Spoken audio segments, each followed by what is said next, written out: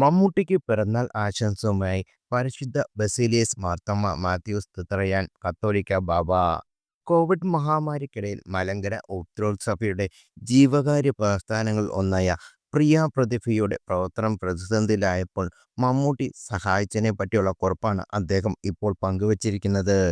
എളിയവന്റെ പ്രത്യാശയാകുന്നു എന്നത് കൂടിയാണ് മമ്മൂട്ടിയെ ലോകത്തിന് പ്രിയപ്പെട്ടതാക്കുന്നതെന്നും പിറന്നാൾ ആശംസ നേർന്നുകൊണ്ട് അദ്ദേഹം കുറിച്ചിരുന്നു. അദ്ദേഹത്തിൻ്റെ ഫേസ്ബുക്ക് പോസ്റ്റിൻ്റെ പൂർണ്ണരൂപം ഇങ്ങനെ: പ്രിയപ്പെട്ട മമ്മൂട്ടിക്കുള്ള ഒരു ദിനം വൈകിയ ആശംസയാണിത്. ഇന്നലെ മുഴുവൻ ആശംസകളുടെ മഴയായിരുന്നല്ലോ. ഇന്ന് മരം പെയ്യട്ടെ. ലോകമറിയാനായി ഇനി പറയുന്ന ഒരു കഥയാണ് അദ്ദേഹത്തിൻ്റെ ആശംസാ വാചകങ്ങൾ. മലങ്കര ഓർത്തഡോക്സ് സുറിയാനി സഭയുടെ കണ്ടക്കാട് വെസ്റ്റ് ഭദ്രാസനത്തിനുള്ള കീഴിലുള്ള അനേകം ജീവകാരുണ്യ പ്രസ്ഥാനങ്ങളിൽ ഒന്നാണ് പ്രിയ പ്രതിഭ എന്ന പേരുള്ള കറി പൗഡർ നിർമ്മാണം. കച്ചവടമല്ല ലക്ഷ്യം, ഒരുപാട് പേരുടെ വിശപ്പ് മാറ്റാനും വേദനിക്കുന്നവർക്ക് സൗഖ്യം നൽകാനുമുള്ള ദൗത്യം. വിവിധ ശാരീരിക വൈകല്യങ്ങളാൽ മറ്റ് ജോലിക്കൊന്നും പോകാൻ സാധിക്കാതെ സഭയ്ക്ക് കീഴിൽ പുനരധിവസിക്കപ്പെട്ട പരിശീലിപ്പിച്ചവരാണ് കറി പൗഡർ നിർമ്മാണത്തിന് സജ്ജമായത്.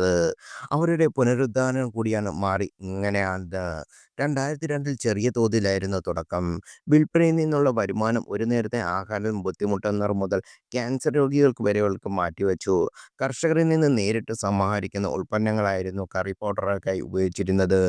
അങ്ങനെ അവർക്കും ഒരു തുണയായി. പക്ഷേ ലോകത്ത് മുഴുവൻ നിശ്ചലമാക്കിയ കോവിഡ് മഹാമാരി വന്നതോടെ ഈ സംരംഭം പ്രതിസന്ധിയിലായി. പക്ഷേ അപ്പോൾ ദേവദൂതനെ പോലെ ഒരാൾ അവതരിച്ചു. അത് മമ്മൂട്ടിയായിരുന്നു. കോട്ടയത്ത് ക്യാൻസർ രോഗികൾക്ക് വേണ്ടി നടത്തിയ പരിപാടിയിൽ പങ്കെടുത്താനുള്ള അദ്ദേഹത്തിനോട് പ്രിയ പ്രതിഭയെക്കുറിച്ച് പറഞ്ഞു. നിറഞ്ഞ മനസ്സോടെ മമ്മൂട്ടി അതിന് കൂട്ടുനിന്നു.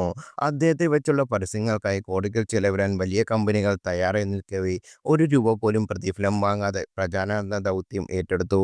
മമ്മൂട്ടിയുടെ ഒരു ഫേസ്ബുക്ക് പോസ്റ്റിലൂടെ പ്രിയ പ്രതിഭയെക്കുറിച്ച് ലോകമറിഞ്ഞു. തളച്ചമറിയാൻ പ്രസ്ഥാനം വീണ്ടും തളർത്തു. ഇന്ന് നാടെങ്ങും അതിൻ്റെ രുചി നിറയുമ്പോൾ കുറേ ജീവനങ്ങൾ ചിരിക്കുന്നു, കുറേയേറെ വയറുകൾ നിറയുന്നുമുണ്ട്.